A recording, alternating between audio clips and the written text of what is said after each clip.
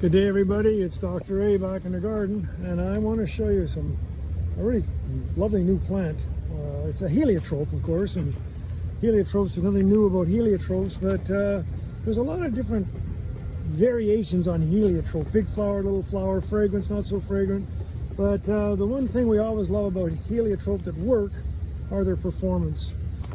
This is a relatively new one, and I really like it. It's called Augusta Lavender, and it's a plant that comes out of a very fine program of proven winners, and you can find proven winners as one of my supporters on the app. But look at all the flowers, and they are fragrant. They're not as fragrant as some of the heliotropes you know, but look how well they perform, and that's what you really want. So heliotrope, getting better all the time, and here's a new one, relatively new anyway, called Augusta Lavender. Enjoy.